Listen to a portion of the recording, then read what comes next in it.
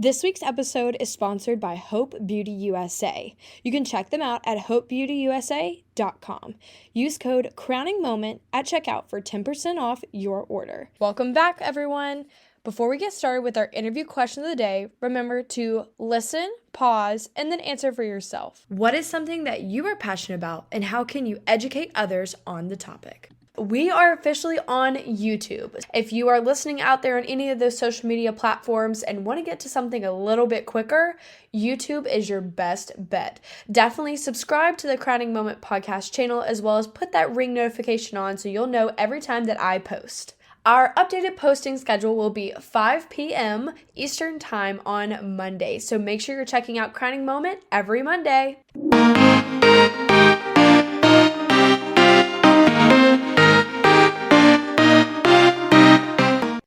Hello, everyone, and welcome back to another episode of The Crowning Moment. My name is Casey Gibson, and today we have another special guest, and she's going to introduce herself.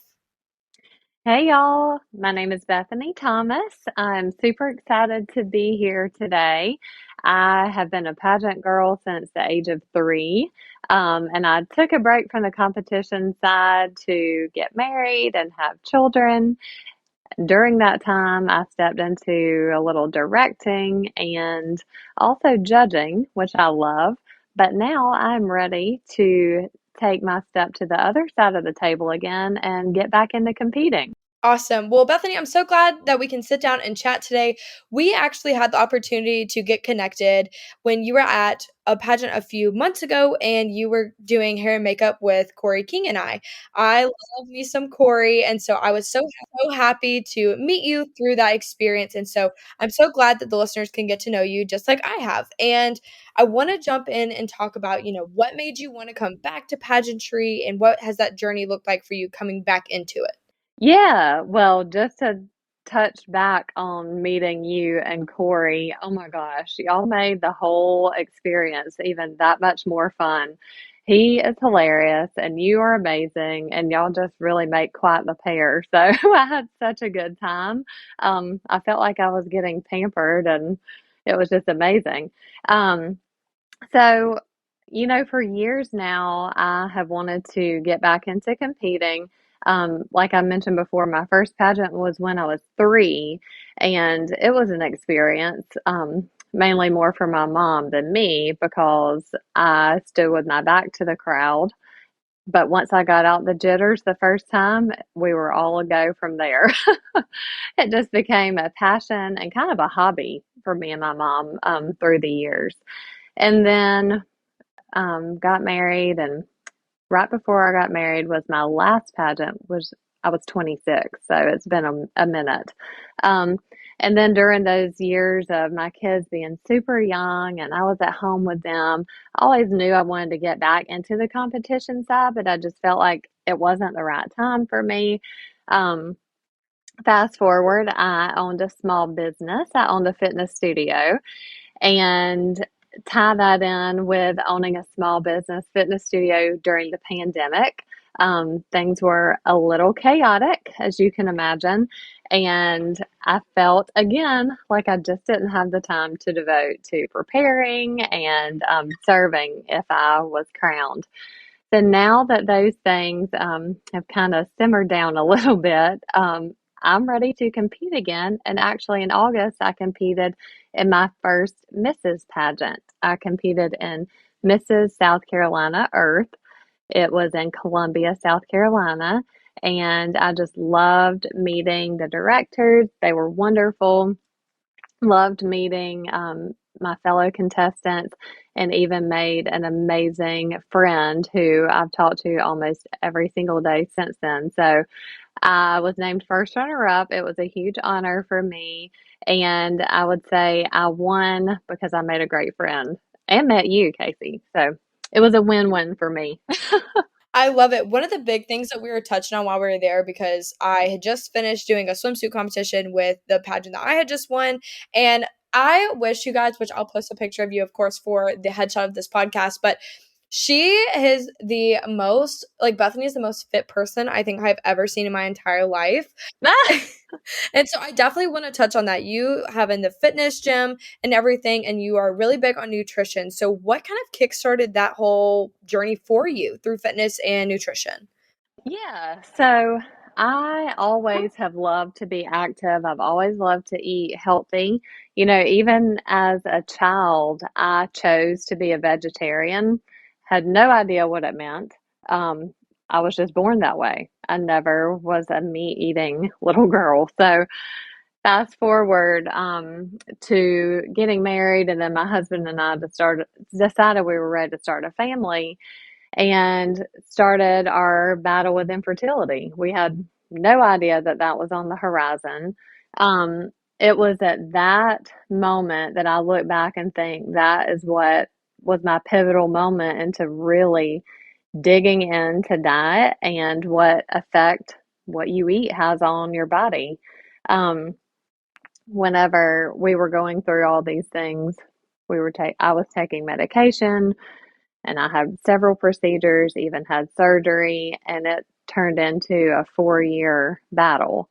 Um, I can't even tell you how many specialists looked me in the eye and said, "You will never be pregnant. You'll never be pregnant."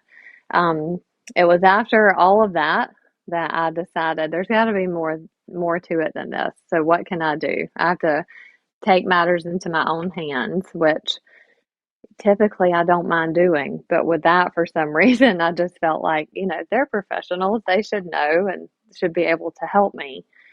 So it was at that time I really started researching online and started saying, yes, even though I do eat pretty plant based and eat pretty healthy, there's still a disconnect there. So on January 1st, 2014, I decided to go gluten free completely. I removed dairy from my diet because it's super inflammatory, especially if you already have some issues going on internally. And this was the hard part for me. I tried my best to cut out refined sugar. I love sweets, but it wasn't a crazy love for sweets. You just don't realize until you start reading labels how much sugar is in everything that we eat. It was very eye opening for me. Um, I was diagnosed with endometriosis, which is an inflammation of your uterine lining that actually appears outside of your uterus. So anything that you're eating that causes inflammation just ramps that up even more. It was super eye opening for me because I wanted to heal my body from the inside out. I was so strict, followed the diet to a T, spent hours in grocery stores reading labels and trying to figure out just exactly what I can eat and what I should avoid. And after getting into it and seeing the difference in how I felt, I never stopped. It's honestly now just my lifestyle. I just know that I can't eat those things. I know how I will feel if I eat them. So I just still, all these years later, avoid them altogether. Um, Whenever I own my fitness studio, a lot of people there, clients turn friends, and we would share about each other's lives and struggles we've all had. It was very interesting to me how many people were affected by infertility, if not them personally, either their sister or their friend or somebody that they knew. And then I'm thinking, okay, I need to really learn even more about this. So during the pandemic, the time period that I was at home, I decided to become a certified vegan nutritionist. So I got my online certification during that time. And I have loved sharing with other people. My goal, my mission is to turn my pain, years of pain, into my purpose, my calling.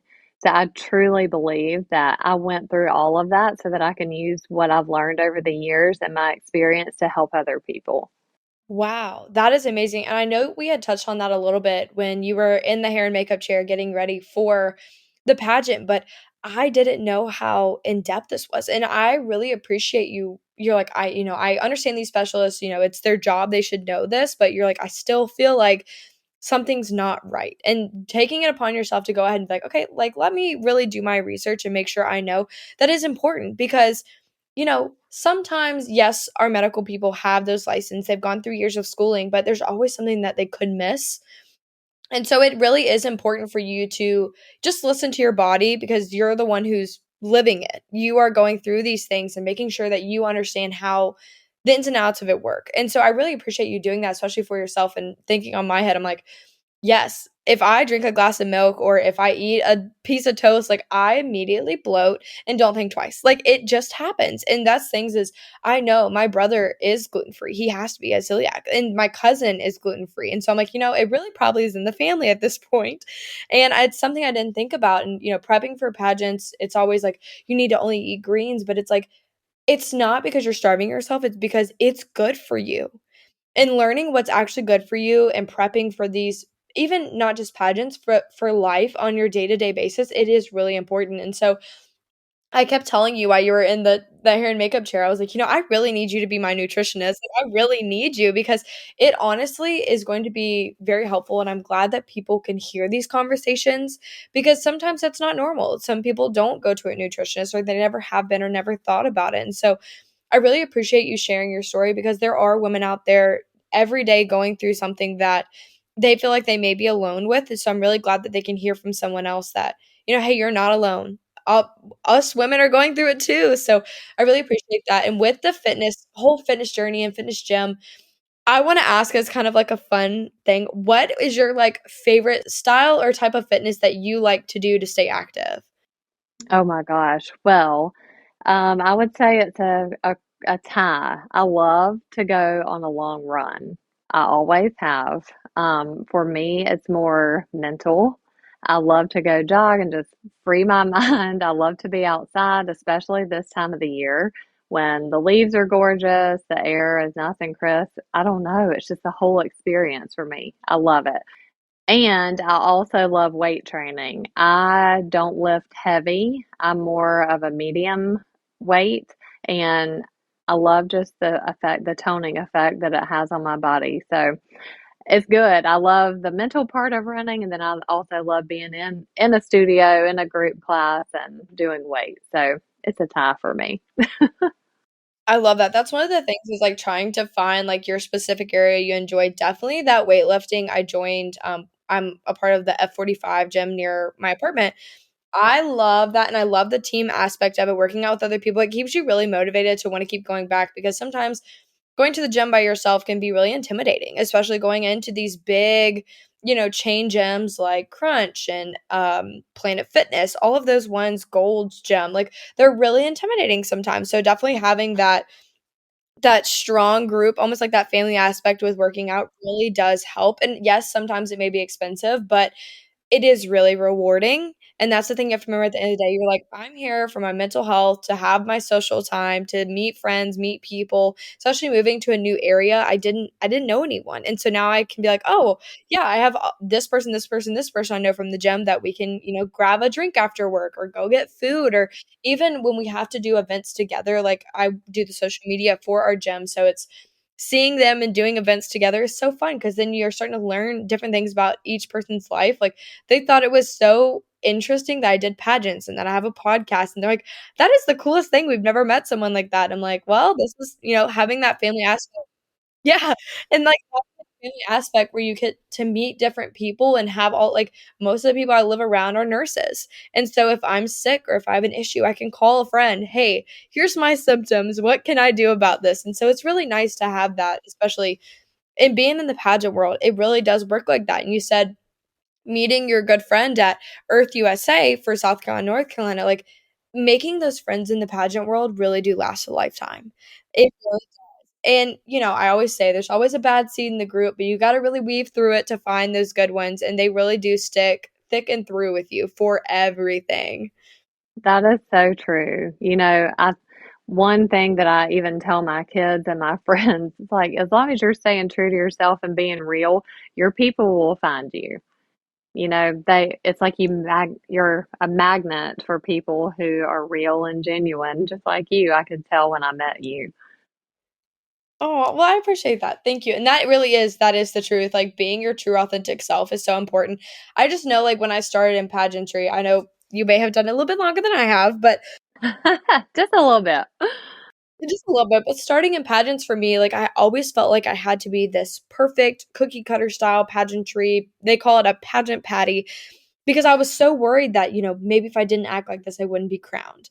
But I feel like in the past, like, I say even like 5 to 10 years, it's like we don't care for that person anymore. We want to know who you truly are deep down, and that's what I'm so glad that nowadays it's not that fake personality girl that wins anymore. It's the person that's true, authentic. Does she have, something in her life that's going on and she's happy to talk about it because she wants to be an advocate, not just a victim anymore? That's the big mentality that has changed, and I appreciate that. But reeling it back into pageantry as a whole for you. So I know that I know what's going on next, but what is something you're most excited for coming soon in your future of pageantry?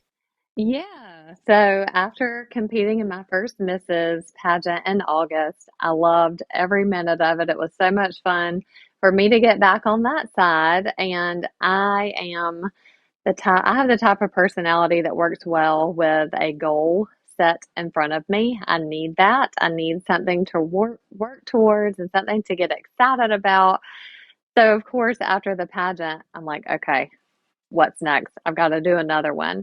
So I'm super excited to announce that I will be representing my town of Fort Mill, South Carolina, in Mrs. South Carolina America, and that's coming up in May of 2023. So I cannot wait. Oh, that's gonna be so exciting. I am so happy for you because I know, like, there was a reason. There's always a reason for everything. You get told no because there's always another door that's gonna open in front of you.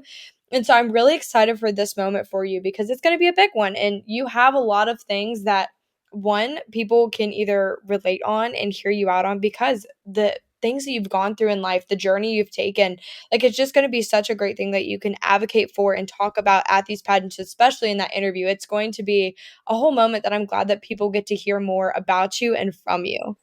Thank you. Me too. That's my ultimate goal. I want everything that I've gone through and all of my experiences and knowledge that I've gained through all of this, even if it helps one other person to hear me say, "Oh, me too. I've done that exact same thing. I've walked in your shoes." That is truly what I believe to be my calling is to share my story. And what better way to connect and to reach other people than competing in another pageant? And, it's going to be a good thing for me to feel like I'm fulfilling what my calling is. That's my goal. If you could choose, or if you have chosen your next pageant dress, what do you want it to give off? Like, what are 3 words you would describe it as? Let's see, classy and mature since I am competing in a Mrs. pageant. And third word, let's see, wow. I love that. So, with this pageant you're competing in, tell the listeners a little about what the types of divisions and competitions you'll have to be actually competing in at the state level. Yeah, so this pageant always is North Carolina and South Carolina competing at the same pageant, and I'm super excited. Obviously, there will be interview. That actually is one of my favorite parts of judging pageants. I love to meet the girls and to get to know everybody and to kind of see their personality shine through an interview. Um, and then to see them on stage, it's like, oh yeah, she's the girl that loves dogs, and so do I. I love to make those connections. So I get excited for interview just to see how I can connect with the judges on that personal level. And then obviously there will be swimsuit, which I get super excited about that too, because wow, that's the ultimate motivation.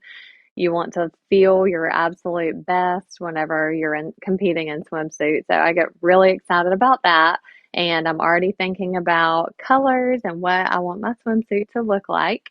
And then again, evening gown, I love just because it's that classic moment of your time to shine on the stage. So I always have loved evening gown. I love the way I feel. I love the way that, just helps you walk in your best light. Um, so I love it all. It's going to be fun. And I'm excited to meet everybody. Oh, yes. What is your, I guess, piece of advice you would give someone if they're new to pageantry and heading into that interview? What would be a piece of advice for them? Just to kind of touch back on what you and I were just saying about being real. You can't go wrong with being who you are. I feel like the minute that you try to be someone else or pretend to be something you're not, that's when it's very obvious. And as long as you're being genuine, authentic, and real, you want the judges to fall in love with who you are and what you stand for. So, got to be real.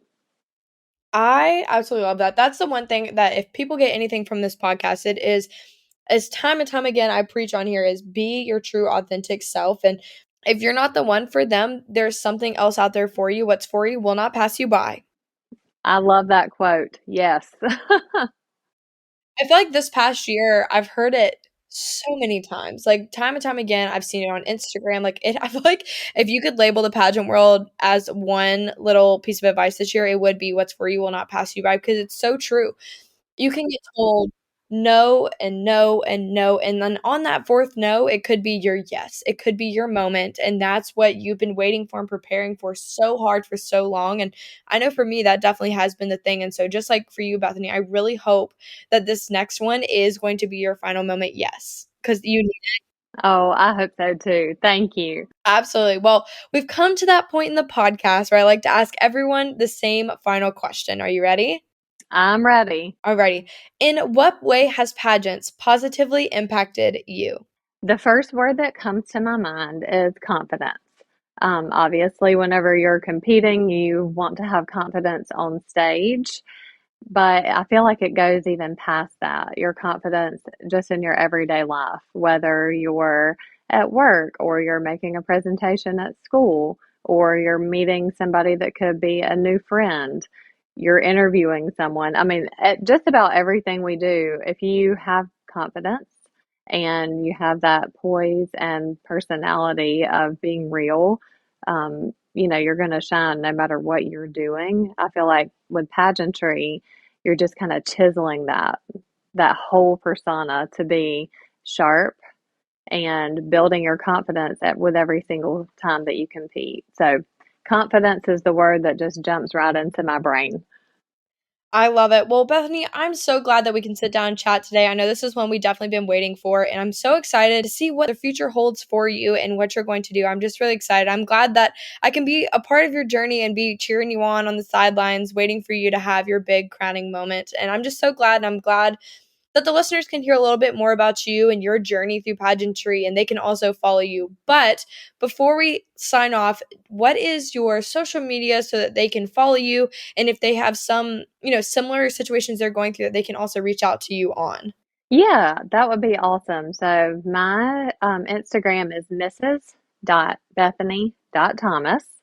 And nowadays it's funny. Sometimes people will say, "How do you spell Bethany?" And I'm like, "Oh, I thought there was only one way." But I guess there are more than one. There is more than one way now. So it's Bethany. And I would love if anybody has questions about, infertility or endometriosis or the way that I eat. What do I eat? How do you cook a meal that I can eat and still feed your family? I get asked that question a lot. Um, please don't hesitate to reach out because it's taken me years upon years to figure all of this out. And sometimes I still feel like I have a lot to learn. So I would love to connect and talk to anybody and dig in deeper and share more of my story. I would love that. Thank you so much again, Bethany, for being on here today. And guys, you never know what happens in the future. So I guess you'll have to check out next week on another episode of The Crowning Moment. Bye, guys.